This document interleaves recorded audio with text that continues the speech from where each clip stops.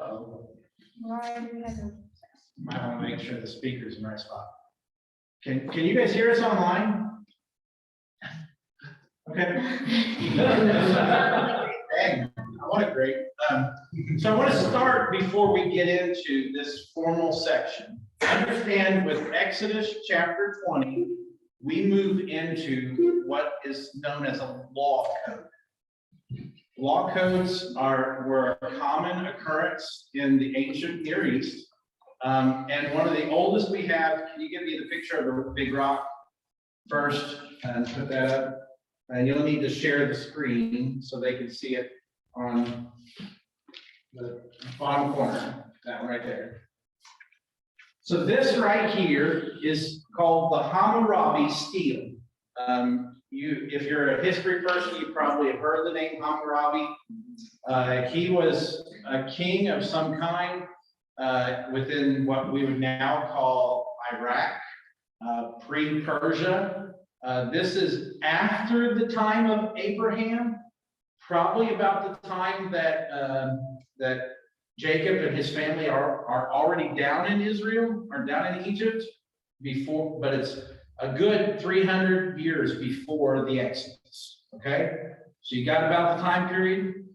This stele, a stele is a name for a standing stone that has been carved to send for usually a message. This one in particular, though, up top, you see Hammurabi sitting on his throne, okay? And this is like a scribe or something like that. And well, you can see what looks like lines across. You see that? This is lines of script, okay? This is Sanskrit. And this is what is known as Hammurabi's Code. This is the oldest known legal code to have ever been found, written down. Okay? Do you get what I'm saying with that? You want to share the other picture here. You may have to just stop sharing and now show the other picture. And it's actually on the website.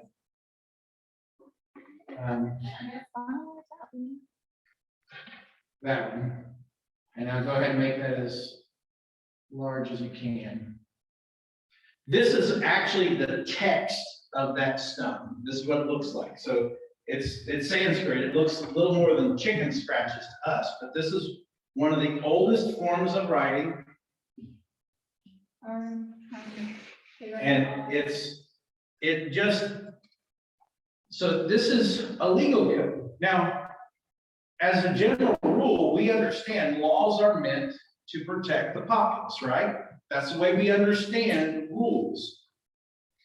And while that is technically true of this code, the Hammurabi Code was written for the people in power to stay in power and to secure their power, their prestige, and their property. So let me give you some examples. In the Hammurabi Code, it is perfectly legal for you to own slaves. And if you own a slave, they are no longer a person. They are property according to this code. And as property, you as the owner can do with them whatever you want. There is absolutely legally nothing that can be done if a slave owner decides to kill his slave. It's his property. He can do with it as he pleases. If the slave owner decides he wants to rape a female slave, there's nothing that can be done because it says this is the law. By the same token, I talked about this back in Genesis, but Hammurabi's Code says, for instance, if a woman is accused of committing adultery, for the sake of her husband's reputation, she should throw herself into a raging river and drown herself so that her husband's reputation is remained clean. Now, does that sound like a law code that we would want to have anything to do with?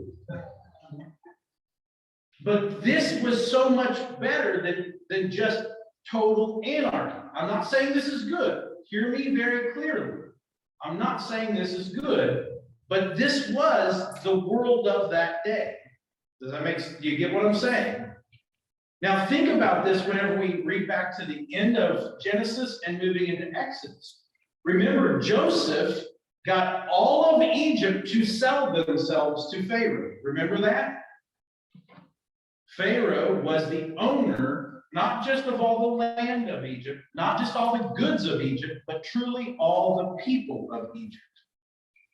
So whenever he orders, for instance, his army to chase after the Israelites into the Red Sea, he has every right to do that. And when they are drowned in the Red Sea, the people of Israel have no recourse on the Pharaoh. Do you get what I'm saying? Because of the laws of their day. I bring up this law code so that we understand. You have to ask yourself a question. When a law is written, who is it written to protect? Do you get what I'm saying? In this instance, this law code was written to protect the men who were already in power. Does that make sense? Okay, you can go ahead and stop sharing and close that. So as we are moving into this law code, I want us to keep something like Hammurabi's code in our mind. If this is what the world around them is saying, what is God moving them towards? Do you get what I'm saying? And when we read a law, who is this law seeking to protect? Does that make sense? Because as we read these rules, some of them are going to sound very, very backwards to us where we are today, right? But we want to keep in context where God is moving them away from. Does that make sense?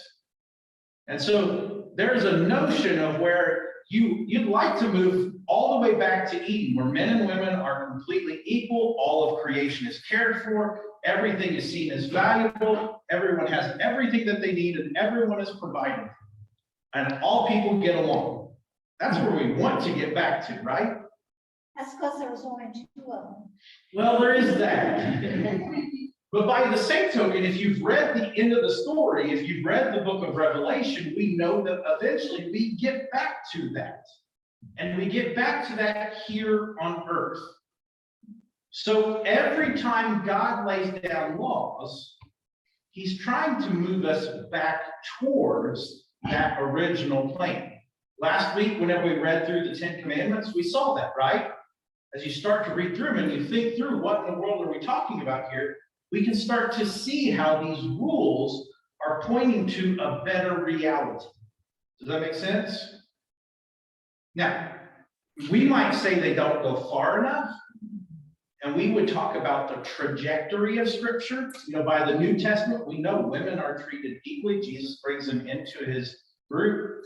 Some would say, well, but he doesn't have one as one of his 12 disciples. No, but by the time you get to Paul, Paul is saying that, you know, Phoebe's the leader of a house church, and you know, Aquila and Priscilla are co-heads of a church. I mean, basically saying that she was, by the end of Paul's letters, she was the bishop and her husband was the subordinate, if you read between the lines. So we talk about trajectory. Does that make sense? God isn't moving us all the way, all at once, because if we were so incredibly different from the rest of society, they would just slaughter us, right? Because we are so different. And we've seen that happen throughout human history. Do I have the context down? Do you get what I'm saying? So with that, I'm going to go ahead and read Exodus chapter 20, and I'm going to do 22 through the end of the chapter, just so we can catch ourselves back up. And so that's one paragraph, and it says in mine, and the Lord said to Moses, thus you shall say to the people of Israel, you have seen for yourselves that I have talked with you from heaven. You shall not make gods of silver to be with me, nor shall you make for yourselves gods of gold. An altar of earth you shall make for me, and sacrifice on it your burnt offerings and your peace offerings, your sheep and your oxen. In every place where I cause my name to be remembered, I will come to you and bless you. If you make an altar of stone, you shall not build it of hewn stones. For if you wield your tool on it, you profane it. And you shall not go up by stairs to the altar, that your nakedness be not exposed on it. So again, if we remember, God already said, don't make any image, right? He's also saying you don't need to make your altars out of silver or gold for me. You don't need to use chisels on it. You don't need to make it pretty and perfect, because God's already made everything, right? He made it. It's his. He doesn't need us to perfect it as if that will make him somehow listen to us more. He says, the moment you call on me, I will meet you there. So it's not about building altars to bring God to them, because God is saying, I'm already. And the thing about stairs is, again, just a reminder, back then at this point in time, women wore the pants, men wore robes. And so if you climbed upstairs, you might flash people. You might flash people. So you're getting the context. Pastors don't flash. Pastors don't flash. That's right. Okay, my wheels are turning. Okay, what you think? Then why do we have shiny offering plates, shiny candle holders? Most churches have steps at the front of the church. So you know that conversation we were having earlier about holiness? Mm-hmm. The holiness would say, why would you do that? One part of the holiness movement was to say, why would we spend our money gilding things, making them shiny, as if that attracts God's attention? And so they would say a wooden offering plate is perfectly acceptable. A basket is more than fine. You don't have to do those things. Because the Methodist church I grew up out on Union out there in 650 East, we had wooden offering plates. And there are many that do. Now, there's 2,000 years of church tradition where we've built in this notion of, oh, well, it just looks nice. Now, there's nothing wrong with things looking nice, but there's a difference between things looking nice to look nice and things looking nice as if that makes God pay better attention to us. Does that make sense? Yes. Also, with today's technology, that brass is not valuable gold that they would have used to make it shiny. Brass would have been far more valuable to them, but gold was used only as currency. Yeah. Yes. I was thinking though, also there's that idea on the opposite side of it is what David said. I live in a splendid house and all God's got is a tent. Are we saying, oh, church can just be a stable, but our houses are really nice. Our cars is fancy. It's like, should we have that idea that we should invest as much in God as we invest in ourselves? And the church has wrestled with this throughout generations. For instance, the first major church split, I mean, there were many little ones, but the first really major church split happened in about 1000 AD, about 1054 is when the debate started. And it grew up between two groups of people. One were called the iconoclasts. They said, we shouldn't use icons. We shouldn't have pictures within our churches. And the others were the iconojewels, who said, absolutely, we can use pictures and statues and things like that. The two groups that came out of the split, one was called the Orthodox Church and one was called the Catholic Church.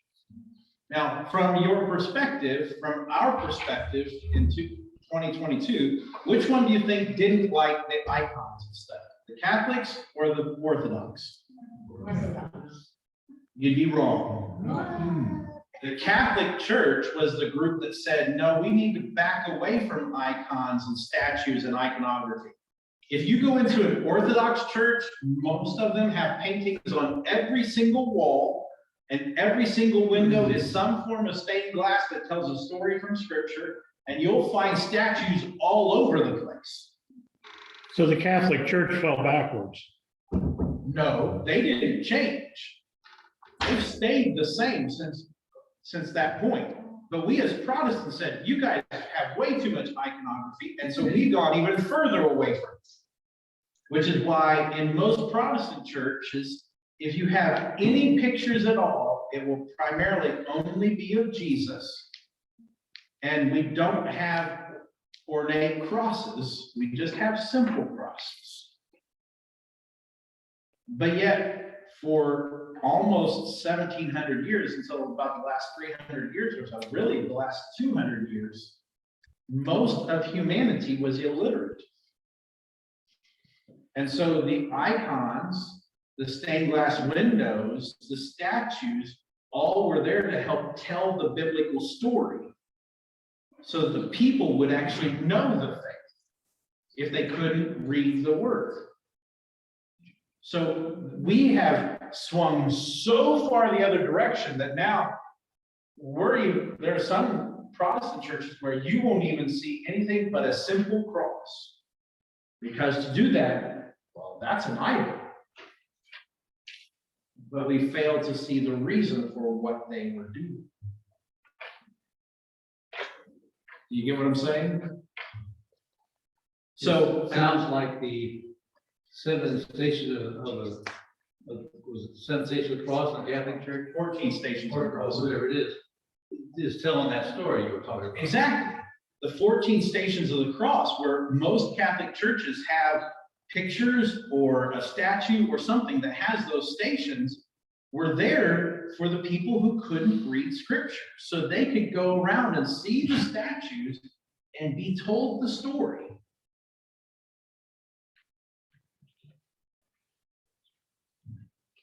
So to a certain degree, coming back to our passage, God is saying, I'm going to be with you every step of the way, so you don't need to make something fancy to impress me.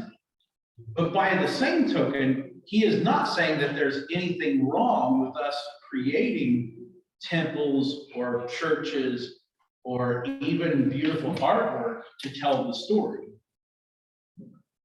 It's about what's going on in the heart.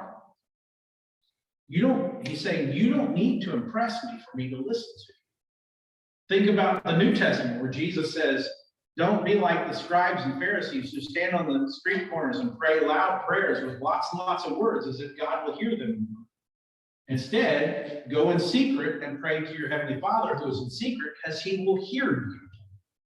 Your prayer isn't about for everyone else.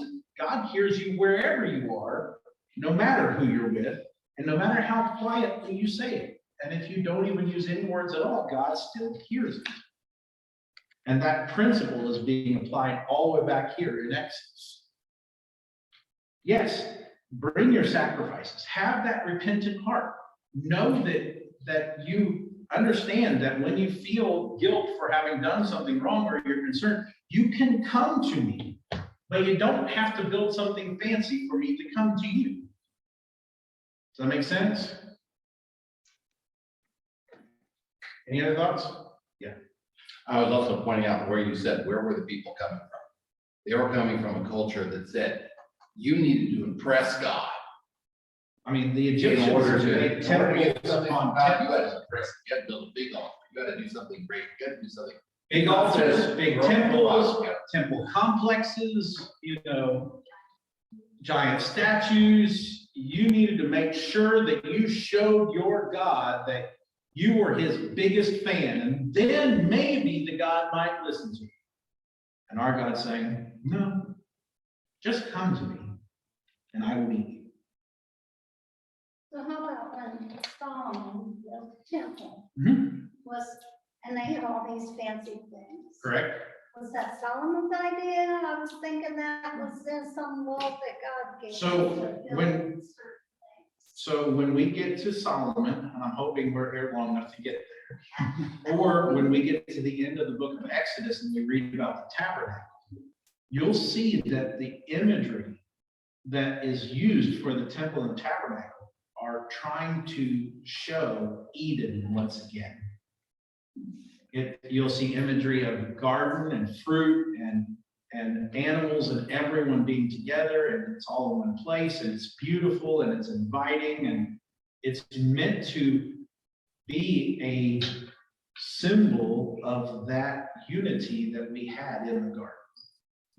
And so there's nothing wrong with the beautiful temple that Solomon makes, but he's making it to honor God and for it to be a place where people come to encounter God.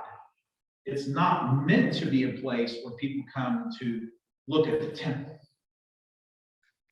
Does that make sense?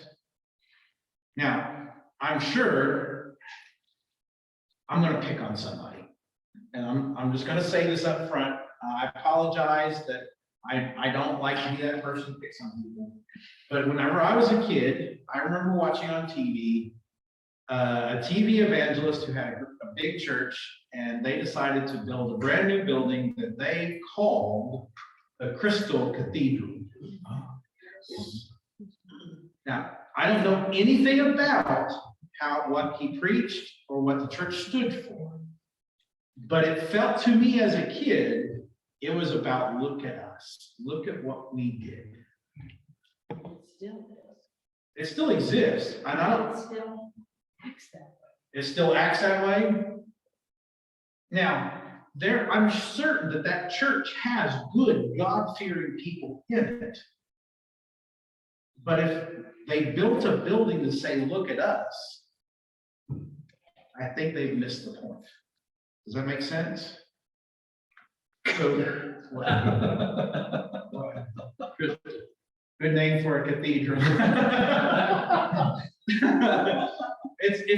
I mean, I guess you could just go lay claim to it, Crystal, and say, yep, this is mine. My name's Crystal. Thank you for giving this to me. But isn't that a way a lot of them big evangelists were? I mean, look at what the Bakers did. Look at, And I don't want to go too far down that road. Yeah. Because I think some of them are still good people. Some of them are still God-fearing people. And some of them started really well. And over time, it became more about them and less about God. They got too much money. They did. And God is saying right here from the start, you don't have to have money. You don't have to have skill. You don't have to have your own altar to impress me and to make me be your God and to listen to you. Anywhere that you mound earth to bring your sacrifice to me, I will meet you there. Now, he also says, anywhere that I cause my name to be called upon.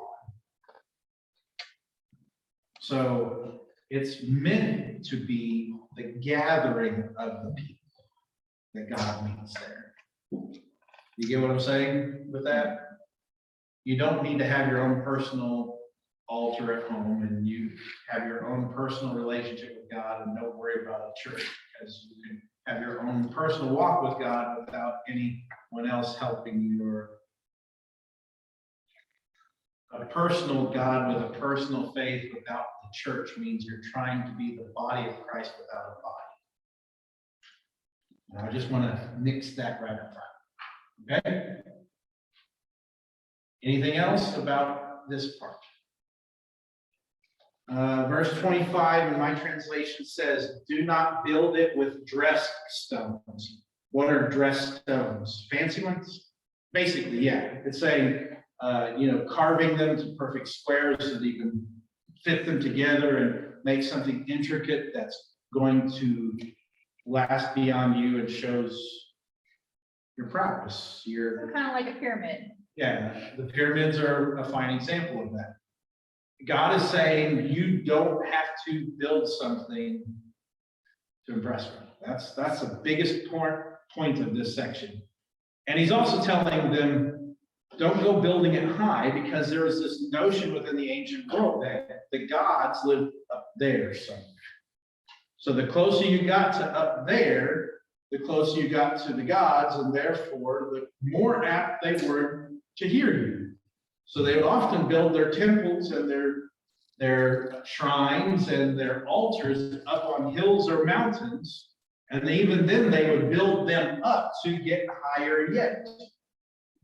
And God's saying, the only thing you're going to do when you build this up is show your nakedness to the world. And that doesn't help anybody out. Nobody wants to see that. Maybe your spouse behind closed doors, but that's it. But yeah, God called Moses up for the 10 Commandments up the mountain. We haven't had anything about him calling him up yet. He gave the words, he spoke the words to everybody. Okay. We'll get there. Okay. But at this point, from what we've seen so far, he spoke it to everyone. Right? Any other thoughts? All right, let's hop into 21. My first paragraph is 1 through 6. So let's hop in. Now, these are the rules that you shall set before them. When you buy a Hebrew slave, he shall serve 6 years, and in the 7th year he shall go free for nothing. If he comes in single, he shall go out single. If he comes in married, then his wife shall go out with him. If his master gives him a wife, and she bears him sons or daughters, the wife and her children shall be her master's, and he shall go out alone. But if the slave plainly says, I love my master, my wife, and my children, I will not go out free. Then his master shall bring him to God, and he shall bring him to the door or the doorpost, and his master shall bore his ear through with an awl, and he shall be his slave forever. Couldn't it just be 6 more years instead of forever? So what do you think? God has said this, yeah. I don't have any piercings. So that's one of the first pieces. The first reason that people of God would be pierced is to show that they have willingly submitted themselves to the authority of another.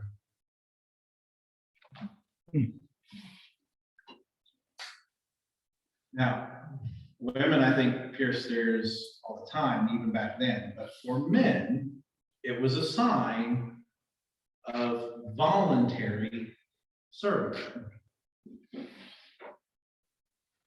What else do you notice? Or what other questions do you find yourself asking? I thought it was interesting that if he gets a wife and they remain childless, they go out together, but if they have kids, the wife and kids stay and the slave can go free. So I want to ask my new question that I've added for this section. Who is being protected with this rule? Why would God make this a rule? The master, he doesn't lose all of his slave Property. property. What? The woman, The woman and the children. Because here's something you need to understand. The word in Hebrew that we translate here, slave, could be slave, it could be servant, it could be an employee. What happens if you send a man out and he's the breadwinner for the family and he is now free, but he has no income, he's got no place to live, and now he's got a wife and kids? They're going to suffer. They are going to suffer. What this is saying to the master of the household is, just because you set your slave free doesn't mean you're free of the obligation of the people who were born in your household. But also, Sam, it says that if he gives him a wife, they have children. It doesn't say that if they come in and he has a husband and wife beforehand, and while they're in servitude, they have children, then the master keeps them. That's not what it's saying at That's all. what it's saying. It's saying if the slave asks for, is given a wife by his master, He still owns her he still owns her and the children. and the children, and therefore he's still responsible for them. Now, I need to also clarify, understand, these rules are maximum rules, not the requirement. So think about this in today. Steve, You got some employees over there, Pizza King, right? Mhm. Some of them are good, right? Some of them not as good, probably. But what about the ones who really try to work hard and better themselves?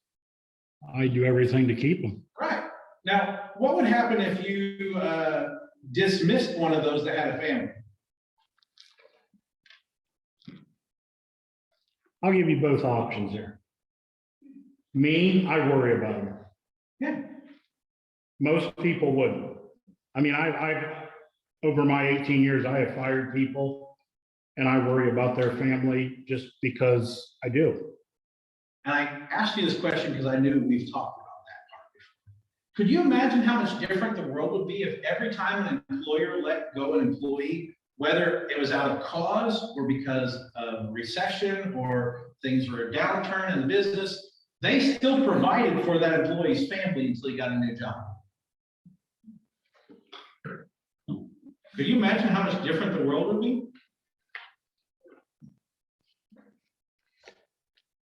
Voluntarily. Never go back to work. Okay, there might be that reality. But I think for many, it's saying we care for those who don't have a place, who don't have ability to provide for themselves. Now, the other side of that is understand, in the world around them, the moment you bought a slave, when were they let go? No later than 6 years. I'm saying in the rest of the world. Never.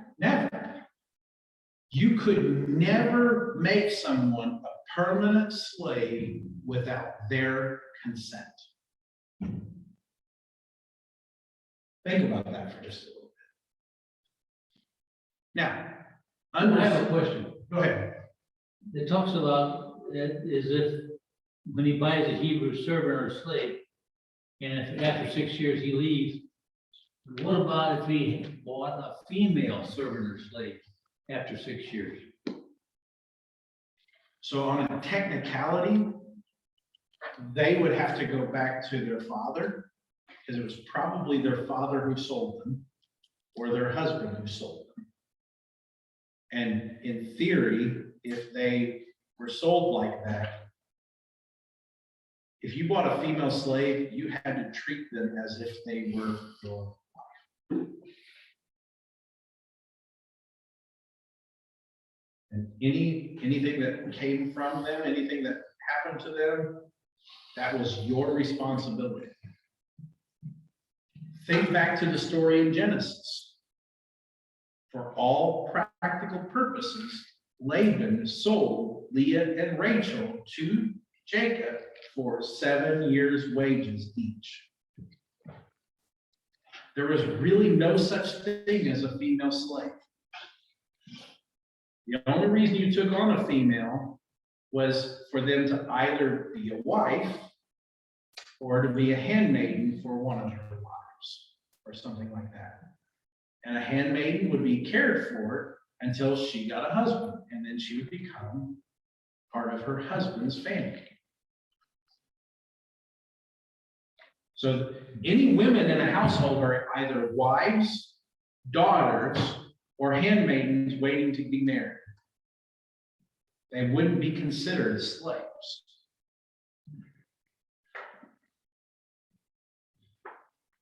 And that's very different from what we tend to think about.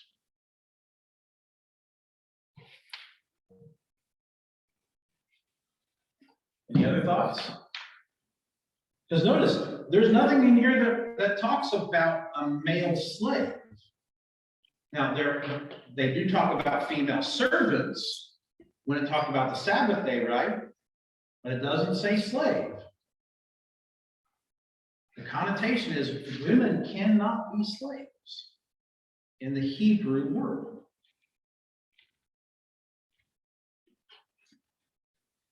Now, I get it. Yeah, technically you don't get to be the head of your own household. You're still technically the responsibility of technically property of your husband or your father or whoever's household you're in. But understand, this is a very different way of relating than the world around them. Yes. Jumping ahead, we're gonna see later. Stop. Let's get to that. So, not letting you jump ahead. Yes. We have the 10 commandments, but then we have additional rules that he's continuing to tell people. How come we don't pay attention? So part of the reason why we pay attention to the 10 commandments above the rest of them is we see these as explicitly being told by God to the people. But these are being told to us. These are being conveyed through Moses of how they live out those 10 commandments. And the irony is we still want to then tell the story like Hollywood does. Yeah, the 10 commandments were given to the people through Moses on the tablets of stone, and the rest of this was just extra stuff on top of that. But we got to back it back up, because the 10 commandments were told to everyone. And these are being said, okay, this is how we do that. Any other thoughts?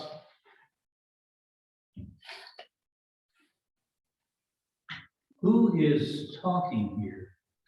It says, if you buy a Hebrew slave, who is doing the talking? God is speaking through Moses to the people.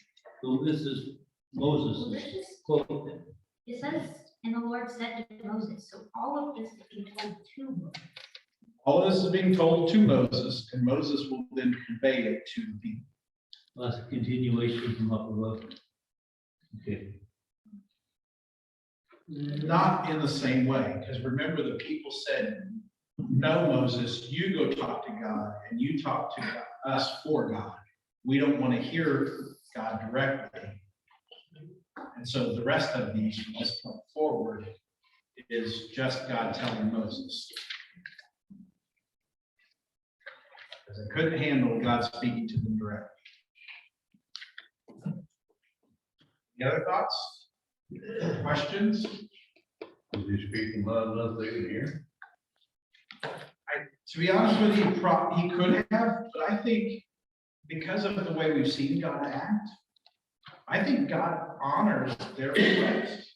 He says, okay, I will speak to Moses and Moses will speak to you. Before he spoke in such a way that everyone heard, but this he tells directly to Moses because that's what the people asked for.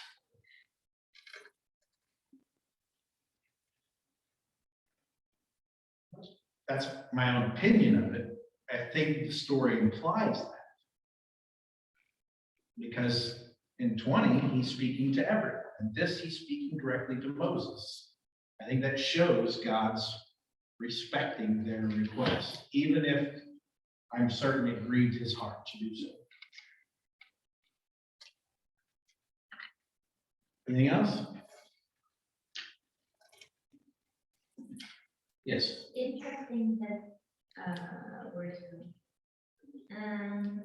At verse 5, that the slave may declare, and does that have to go in that order? I love my master, my wife, and my children. He has to, the reason that a man can choose to become a permanent slave is because he has chosen to love all three. And out of love and respect for all three, he says, I want you to be my employer for the rest of my life.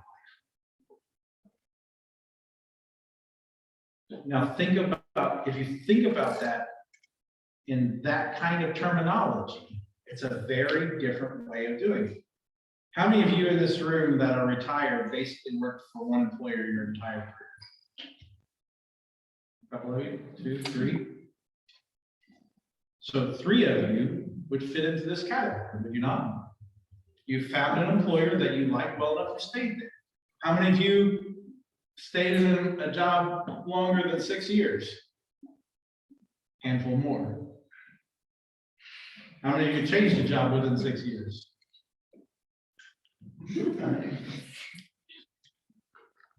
If, again, the reality of slavery was more about along the lines of what we would call indentured servitude than true slavery. It was a way of helping out people who couldn't do it themselves. So more of an employee-employer relationship. Correct. Correct. You just had a long union contract. Yeah, you just had to, instead of it being you got out whenever you wanted, well, and here's the thing. It depended on when you were at in the 7-year cycle. You might only be a slave for a half a year if you went into slavery at the right time. Or it might be 6 years. Because on the 7th year, they let everyone go. And for the record, in the 7th year also, they didn't plow the fields. And God is the one who brought the produce to the land so that everyone could partake. But now I am jumping ahead. So Ms. Yeldon, I was gonna say that. I thought about it. 7 through 11. Let's read the next paragraph. When a man sells his daughter as a slave, she shall not go out as a male slave does, as the male slaves do. If she does not please her master, who has designated her for himself, then he shall let her be redeemed. He shall have no right to sell her to a foreign people, since he has broken faith with her. If he designates her for his son, he shall deal with her as with a daughter. If he takes another wife to himself, he shall not diminish her food, her clothing, or her marital rights. And if he does not do these things for her, she shall go out for nothing without payment of money. Alimony? Yep. On to the claim. Gone. When I was little, my daddy was a farmer, and I remember he let the land rest every 7 years. That's cool. What are marital rights? Mine says sex. I said sexual intimacy. Mine too. For the record, women wanted children because when your husband died, your son would care for you. And if a man withheld sex where you couldn't bear children, he was the guilty one, not the woman. That's just quick. Leah and Rachel. That's why Leah didn't leave. That's why Leah didn't leave. Exactly. She could have left. When in the story of Leah and Rachel and Jacob, Leah was the sister, the wife who was not loved, right? Jacob loved Rachel, but Rachel was just jealous of Leah, this nice little weird love triangle. Remember us talking about that? Yet, if Jacob had withheld marital rights of her, if Jacob hadn't cared for her, she could have left and taken her kids with her and would have been free to do so. And he would have still had to provide for her, even though she wasn't his wife anymore. But she did. She stayed because she loved him. And there was all this bickering back and forth between the sisters about who got to sleep with Jacob, remember? But it wasn't because they were battling over who had children so that they could make sure that they were secure. Okay, off topic here. Okay? Let's say they didn't have a male son, then who took care of the wife? She go to the county farm or? Would a future son? But this story. There is a possibility, so I'm going to jump ahead a little bit and talk about the story of Ruth. Because Naomi, Ruth's mother-in-law, ends up being cared for by Boaz. But it was not a requirement that you take on your wife's family. And so you had to rely on the good graces of the men in society. But part of what it's saying here is essentially when a man buys a woman, he's buying either a wife for himself or a wife for his sons. And if he's not buying a wife for himself or a wife for his sons, then essentially he has to let her go back to her family. And he can't just have a harem of women. Amy. But isn't it the brother's responsibility or the kinsman redeemer? Absolutely. The men are to bear the responsibility for the women in their family. So a good man will care for his sister whose husband died.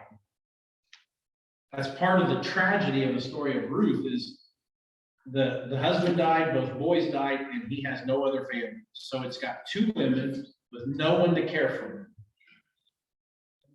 And so technically, it's supposed to be the next closest male relative should take these women into his household and care for them. Now, they might be a maidservant or, a laundry girl or whatever, but he's still supposed to care for them. They're supposed to have a place in the family, a place in the household. They would become part of the family. That's why It's a little different today. Yes. It just makes me think of how, maybe divorce rates wouldn't be quite as high if it wasn't so easy to move on. Yeah, could you imagine how much divorce rates would go down if the divorce doesn't get you out of all the responsibility? They just no longer live with you, but you still have to do everything else. Child support, alimony, absolutely. Yeah, but that's supposed to be part of the way, but it doesn't Always. happen. It doesn't always happen very well. No, not at all. Amy, and in Ruth's story, he was offered that option, but he didn't want it when it included Ruth. Yeah, exactly. The closest person who should have done the deed of redeeming Ruth didn't want it because that meant that now he had to take on another wife, which means he had to have another kid with her, which means that now his kids weren't going to get as much. And then he had, there's Naomi and all this other stuff. And he's like, no, you can redeem her. You can have it. They checked it out. They did check it out. And so all of that property and goods that went with Naomi's first husband were there, but the only way you got it is if you're willing to take care of the women as well. In many ways, I get why we translate this as slave, but I wish we wouldn't, because it doesn't fully get at what's going on. It's the right term for the day, but when you read the story in its context, that term has become so pejorative within our language that we're not getting at what's going on. Does that make sense? Anything else in 7 through 11? Amy says, and it speaks so highly of Boaz that he followed the system. Absolutely, he followed the system and didn't just take Ruth, but he brought in Naomi as well. He is acting godly. He is caring for women who need the protection. There's a benefit that some land comes with it, but it's more about him doing the right thing. And then God blesses Ruth with what becomes Jesus's line. And God blesses Boaz with that same blessing. It's a very different way of looking. It's not our culture. It's not the way we do things. But when you start to dig in and you start to ask questions of it, you realize it's not as bad of a system as we made it out to be. Does that make sense? Again, I'm not saying that we should go back to where you have no real authority and value to speak within yourselves. But could you imagine how much different it'd be if we literally took care of people to this degree?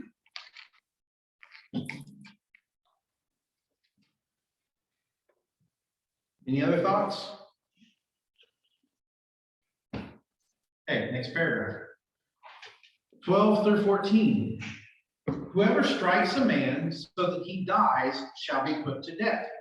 But if he did not lie in wait for him, but God let him fall into his hand, then I will appoint for you a place into which he may flee. If a man willfully attacks another to kill him by cunning, you shall take him from my altar that he may die. Okay, so what's going on here? Let's ask the questions. Who is this rule seeking to protect? So on the one hand, it's all his, if a guy dies, all of his family is now destitute, right? I mean, that's Kaya's point. She said the slaves. If a person dies, if a man dies and he's in charge of a whole family, that's not just his death. It's a virtual death for everybody else who's under his care.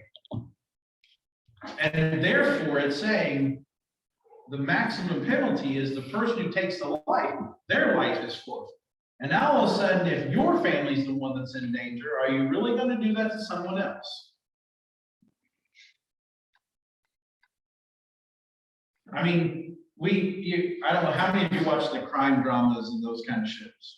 Rarely does the bad guy ever think about the consequences of their actions, do they? Rarely. But yet, if this was told to everybody, the moment you commit this act, the equal, up to the equal thing could and probably will be done to you. That might cause some people to take a step back.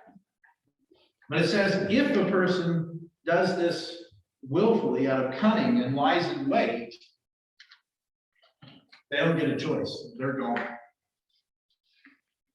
But if you do it, and Grant points this out, Grant was pointing this out, there's a nice little thing in here. We kind of do this in our society, right? There's a difference between murder and manslaughter, right?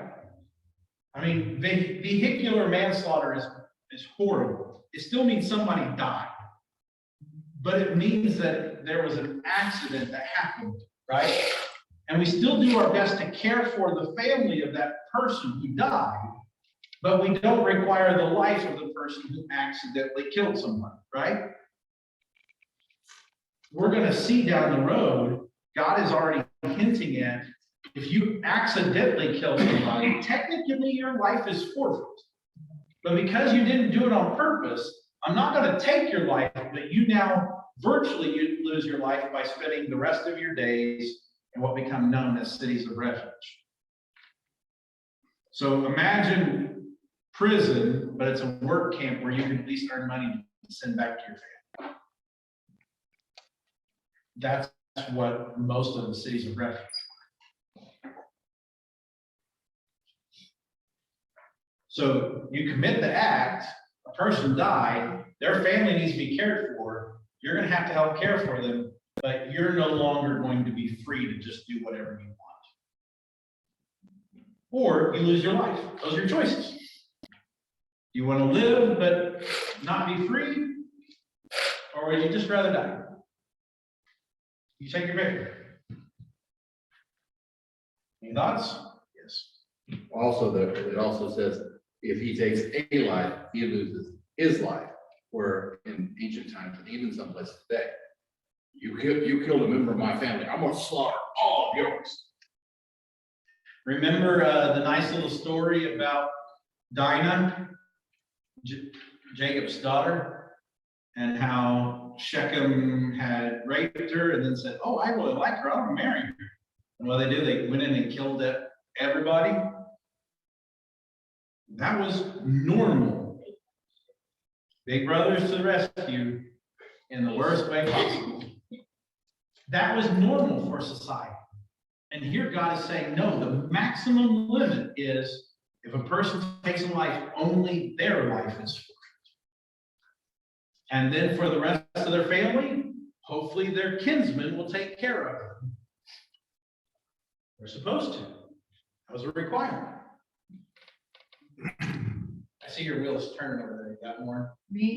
No, I'm just thinking it sounds like things happening today. Gang, Oh, yeah. an eye for an eye. But then the other thing I told him is if someone intentionally kills someone, I mean, yes, we have states that will do the death penalty, but more than likely it's a life in prison. And they're getting really crowded. So Does that feel like justice to someone whose family member was murdered? To have that person spend their life in prison, does that feel like justice? there's nothing that justifies, you never get what you want, and that's to get your person back. Well, and that's right. So what God is saying here, though, is the moment, in in this society, you'd never have mass murders. Wouldn't happen. The moment someone was murdered, they would find it out and that person's life would be forfeit. Justice would happen pretty quickly. Now, the Christian side of me says, there's a part of me that's okay with life in prison because hopefully that person will turn to Christ in that time frame. I'm really hoping that they find Jesus. But rather than not spend eternity in hell. See that little part there? And I think it's something that really bothers me is the words, God lets it happen. I don't know why that sticks out to me. So let's have that discussion. We've talked about this back at the beginning of Exodus. Remember when we talked about how God hardened Pharaoh's heart? We had that discussion. God probably didn't literally harden Pharaoh's heart, but he allowed Pharaoh to do what Pharaoh wanted to do anyway. Remember that discussion? That's, I think, what's going on here. Where God stops trying to stop the one who wants to murder somebody. Is that the difference? Yeah. You hear that difference? It's a subtle difference, and the end result seems the same. But Free will still comes into there too. That's right. I believe God gives us free will. And I think God does. Anybody here had what felt like the Holy Spirit or God or something speak here and say, you really shouldn't do that? And you actually listen to it and realize, oh yeah, I'm glad I didn't do that. We ever had something like that happen? I think God is constantly speaking to every single human being. Every single one of us is made in his image, right? That's what Scripture says. And every single one of us has the breath, right, of the Spirit within us. So as long as we are breathing and alive, God is working on us. Do you get that, right? That's the reality Scripture is painting up to this point. But there comes a point where God says, it's your free will. You can do what you want, but understand you're going to face the consequences. Okay, one more question. Sure. And it may be one of those later things that come. Okay. Because I'm not putting pieces together, but so then where does forgiveness come in? So we don't see a lot of forgiveness at this point, except that when you get to the New Testament, Jesus says all along, it was wrong for you to hold the resentment. It's not just about getting retribution, it's beginning to let go of that and understand you are just as guilty as anybody else is. Each and every one of us are sinful creatures. And the reality of this is, remember what God said there at the end of 20 is, if you call on me, if you build an altar, if you bring me a sacrifice, I will come meet you there and I will make things right. That's what a sacrifice was for. It was to acknowledge that you had done something wrong and that something needed fixed. Forgiveness needed to be granted. And so the forgiveness side of it in the Old Testament is implied primarily because this is so starkly different from the world around them. But for us who now have Christ, it's hard for us to see forgiveness in this system. Does that make sense? Because we got. Like I said, I might be jumping ahead. Well, but that's why I want us to go through this slowly, and I want to ask these questions. What is God really protecting with this rule? Because we'll just gloss over these and feel like, okay, we don't have slaves today. We don't need to worry about this section. But man, this has got some richness to it, doesn't it? To hear the heart of God say, no, every person needs to be cared for, and every member of your family should have a good life. And we're not, you can't just buy someone willy-nilly unless you plan to take care of them. And if you're going to buy a female, you need to make sure that she's going to be treated like either your wife or your daughter-in-law, or you're going to let her go back so that she can have her own life. I mean, that's not the same way we think of slavery. And so if someone's life is lost, tragically, then we need to provide for that person.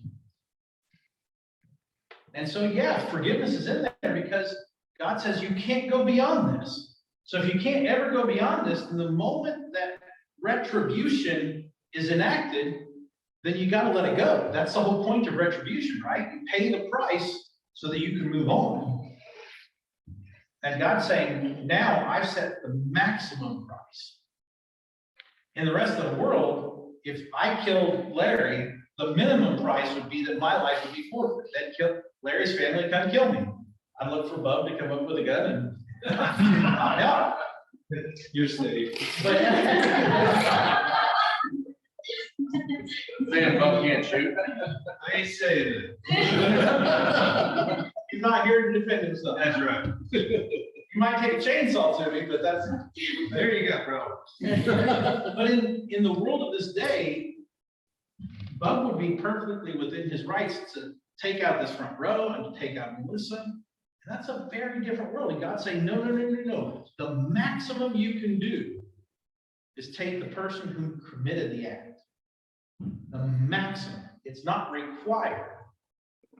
We have a phrase in our legal system, to the fullest extent of the law. You know, you've heard that phrase, right? The fullest extent of the law is to take the person's life who's responsible for the act. That doesn't require that to happen. You hear the difference? God is setting maximum limits, not mandatory requirements.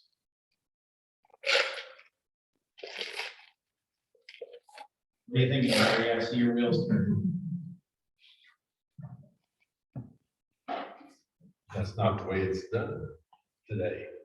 I mean, the maximum letter, I mean, now they put them in jail, they're there for 3 years, they probably sentence them, and then they're there for, you know, it's a very slow process compared to this.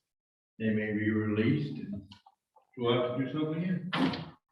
And the point is, with this, is to make sure that no one else gets harmed. It is to do the least amount of damage possible to the community as a whole. And yeah, sometimes the other phrase I hear from Melissa likes to watch a lot of those crime dramas and shows. The wheels of justice are slow. Well, not in this society. They made sure they weren't slow because they wanted to make sure that when bad things happened, they were the exception, not a regular occurrence. But you know why the difference is then and now? Lawyers. Just for the record, in the New Testament, what do you think a scribe is? Probably a lawyer. Why would you be paid to write out the rules regularly? Why would someone need someone who writes out the rules regularly to make sure that other people are following? So when the New Testament talks about the Pharisees, the Sadducees, and the scribes, it's talking about the Pharisees, the Sadducees, and the lawyers. Just for the record. What? For the record. For the record, lawyers killed Jesus. They didn't kill Jesus, they just helped to make sure it was legal. Any other thoughts? Okay, moving on. 15. Whoever strikes his father or his mother shall be put to death. No abuse of elders. Yeah. Yeah. Going back to what you had said earlier, who does this protect? It protects the elders, but once in this society, when a son becomes the patriarch of the family, he can do whatever he wants to his property, and his parents were his property. Except that would the son ever be the patriarch above his father? Not until the father died. Not until the father died. So if he laid a hand on his father and, oh, oops, my dad died. I guess now I'm the head of the household, right? Oh.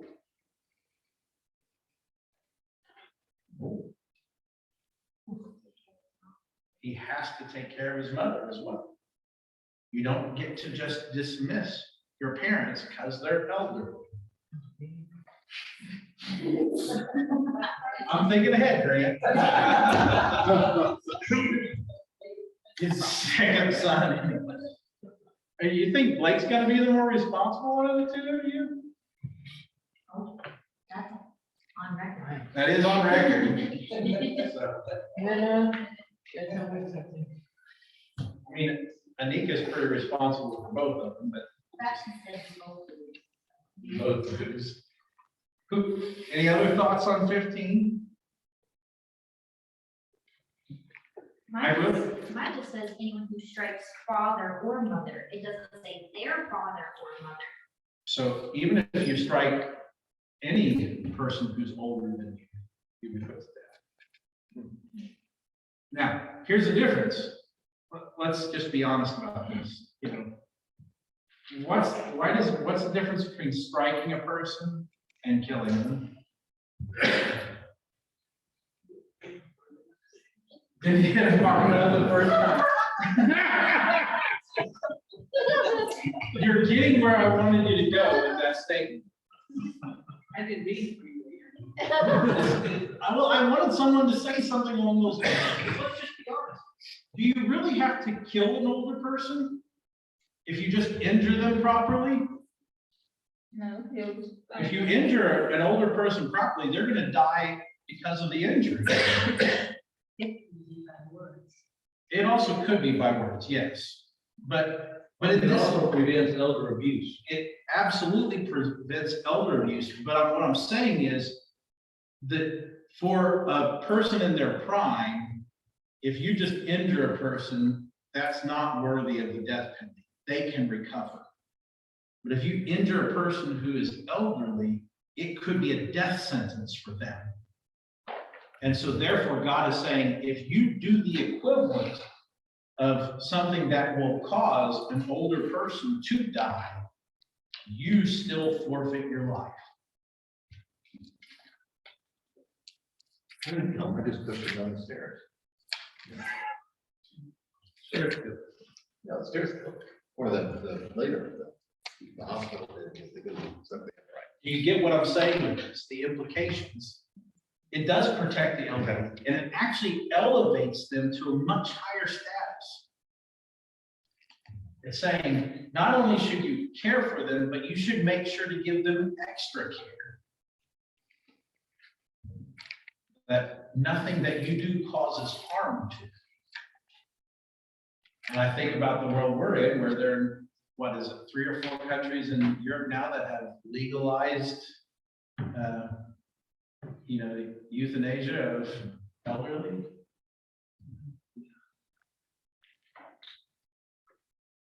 This is different, isn't it? You going? 16. Whoever steals a man and sells him, and anyone found in possession of him shall be put to death. Kidnapping, capital offense. You like that one? I'm confused. Okay. So technically, Jacob's brothers committed a capital offense, which is why at the end of Genesis, they're afraid that Joseph will take their lives. Because within that culture, that would be legitimized, would it not? All day, no more. All day, no more Egypt. I think we need more justice like this today. Things like there's people that kill a whole family and they're still alive today. On trafficking. Yeah. Oh, human trafficking. I mean, think of how, that's a horrible thing that we know in the back of our minds that goes on, but when we were in Tell City, and they were starting to bring the notion of human trafficking more to light, they estimated that, Melissa, what was it you said, that the library, you're fairly certain you knew of at least 3 women that were probably in a little bitty Tell City. One girl from my grade. Wingrove in your grade was trafficked? They assume so. They assume so? Boy. When we traveled last, excuse me, when we traveled last year going west, in the women's bathrooms, inside the toilet door, there were signs that would give you a phone number to call if you were being held against your will. And that's it. And then in the parks that we, the state parks, they would have pamphlets, or at the roadside, welcome to California, or welcome to Arizona, at the welcome centers. They were in there a lot, so it's so prevalent, but we, thank God, we aren't with that environment right now. But there's nothing that says that there aren't trafficked men and women in this community right here, right I now. believe that. I hope That's a sad reality. it- And God is saying that anyone who kidnaps anybody to sell them off, their lives are forfeit. Anybody found in the possession of someone who is kidnapped. You don't, oh no, I didn't kidnap them. See, they're just part of my.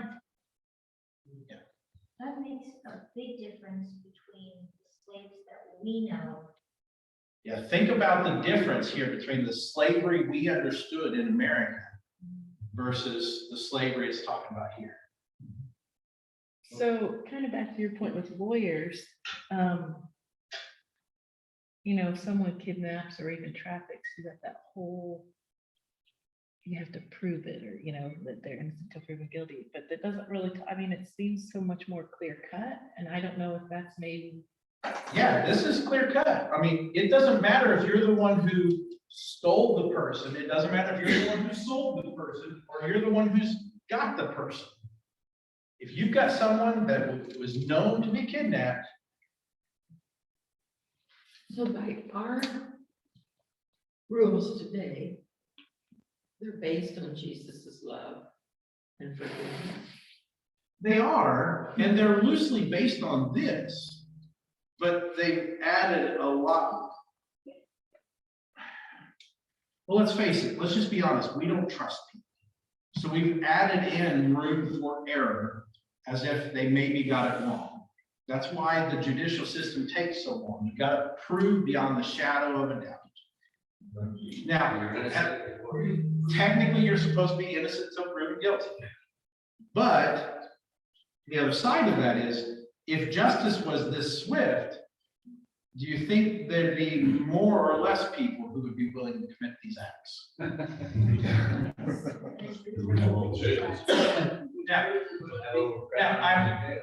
Leah's got a valid point.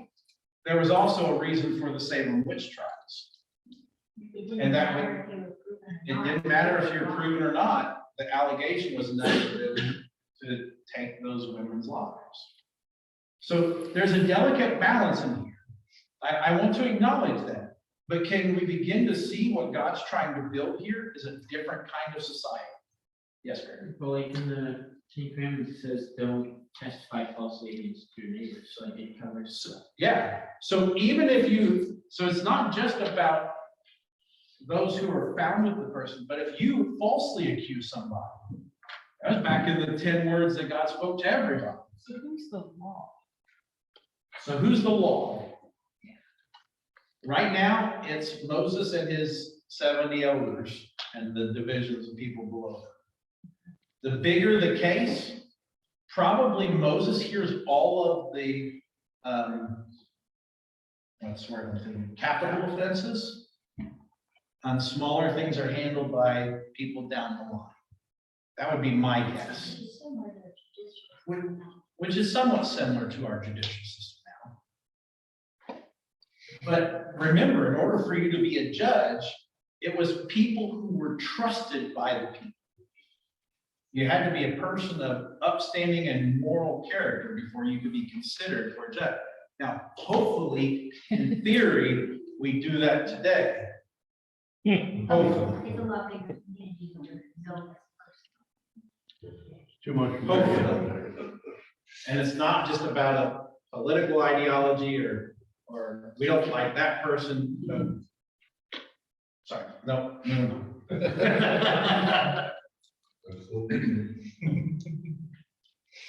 17.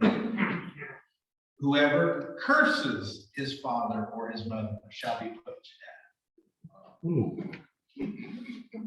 Mine just says that speaks disrespectfully. Whoever speaks disrespectfully, What's the Hebrew word? Just,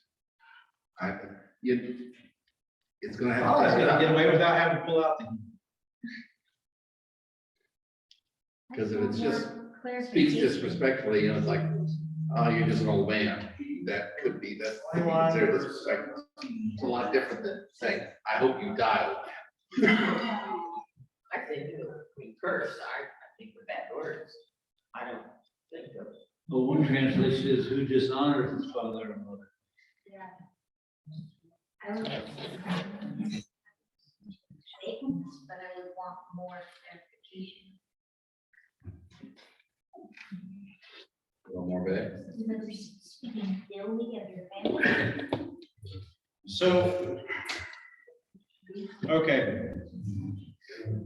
The technical word here is, and the one who slights or slanders his father or mother. But the word curse is still apropos. And I'm gonna go again to what I call the shelf. Understand, they lived in a world where they believed that it wasn't just physical beings around. And so if you sicked, cursed a spiritual being on your parents, because I didn't strike them, but I wished this someone else to, or some spiritual entity or something like that to do harm to them. I didn't kill them, but I wish that they'd get COVID and die. That's what my footnote says for that verse. The curse, according to ancient belief, released an inexorable power, thus making it as serious to curse parents as to strike them. Dishonor is not fair. So dishonor isn't quite really a fair translation of this. Now, Leah, I'm gonna pick on your knowledge a little bit. Weren't you the one who told me about the study that they've done to plants? That if they come in and they play good music to them, that they do well, and if they come in and yell at the plants, they actually do poorly? Have you heard these studies? Yeah. So if you're cursing someone, it's not, you said it earlier, it's not just about the words. It's the ill intent. And there was a sense, the word curse means that you literally create a new demon to do ill to another person. Now, Kind of like poison. kind of like poison. Now, I don't know how comfortable I am with that, but I'll be honest with you. Scripture seems to speak to this reality. How many people do you know who have just continued to think ill thoughts and ill thoughts and ill thoughts, and the next thing you know, they are not well themselves? We saw that in pharmacy. I'm sure you did. How many people who who have just derided themselves for years and years and years, and eventually they become exactly what they thought they were? To give you an example, I had a patient, seemed like a pretty nice guy. He'd come in. His nickname was Mike. And see, he'd come and say, "How you doing, Mike?" "Oh, so." And every time I saw him, he was so. And over a period of time, he became so. Yeah, he was not healthy. Yeah, he was just so. Talked himself into it. There are days where I'm really uncomfortable with the thought that we can literally create demons. But it seems to be true when you look at how life is played out. And so even the notion of speaking ill of someone can create, it seems that it creates a negative energy that can be fulfilled in some way that I don't fully comprehend. But we all know people who've done this to themselves. We all know parents who derail their children and basically made them feel like worthless, and they become worthless. We've all seen people who are picked on and bullied who end up believing what the bullies say. And the reverse is also true. And we've also seen people who try to bless their kids and make them believe that they're better than what they are. Words have power. And even words that are never spoken have power. And this rule is saying, don't even do that. So going back, Mindy, to what you said earlier about the whole forgiveness piece, Jesus said, anyone who thinks even Raka is guilty of murder. This is going right back here to this. Don't even think ill of other people because you're guilty. Gossip can be That's not as strong as another, though, that's another. I know, I've got 5 minutes left. That's over 5 minutes. So I think we can easily see where gossip, because of what it is, it can't be good. There's nothing redeemable about gossip. What gossip often is, ooh, I've got this nice story and you need to hear it. And look at how important I am because I've got this story. And it oftentimes tears down the person in the story. Even if it's a good story about that person, it still robs that person of sharing the good news. That's why I say gossip is sharing someone else without their consent. It doesn't matter if it's good or bad, because it breaks down relationships. unless it's public knowledge. Any piece of information shared about any other person without their consent to tell that piece of information is gossip.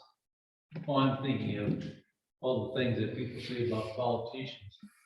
They make a statement in public. So in theory, our culture works on the fact that if a person makes a public statement and it is recorded in the news or on social media or something like that, it becomes public information. In theory, that's the way we act, right? But as Christians, should we follow in that path? It's what is our intentions of our heart when we share that, as much as anything else. Are we sharing something to inform? Or are we sharing something to destroy? Now, there is a difference between saying, I'm not for sure if this person is the best candidate for the job, and saying, I don't think this person is a good person. Do you hear the difference? Within our culture and our society, we are allowed and we should judge people on their quality for doing the task that they're seeking to be elected for. But we should never be tearing down the person. You hear the difference? And if we as Christians are doing that, we just kind of got told right here, right?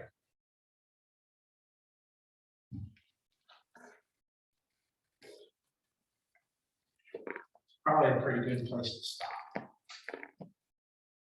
This is not, it's funny because how many of you have read over this and just kind of glossed over it? I mean, I did the Bible in a year last year, and I'll admit, I didn't dig into this deep. It's neat. It's interesting to see how God is trying to build a very different society. Can you imagine? Realistically, would God even need to write the rules about murder if we just took this one seriously and not took, not cause a curse on anybody else, not talk ill of anybody else. You never get to the place of murdering them if you learn to just stop thinking ill of them, right? Any final thoughts? You have something? Anyone?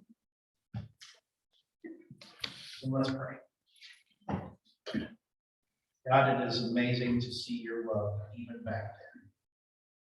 And Lord, for us, it's strange how it seems so hidden in these words that feel foreign. But yet, Lord, these rules were meant to bring life.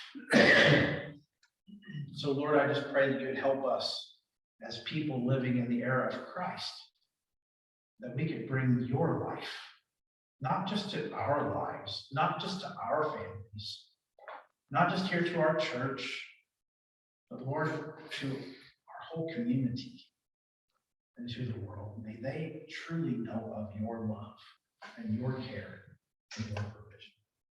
It's in Jesus' name I pray. Amen. Blessings to you all. This was a lot more interesting than you thought it would be when I had a whole bunch of rules about slaves. So next week we will pick up with verse 18. It didn't make nearly as far as I thought we might.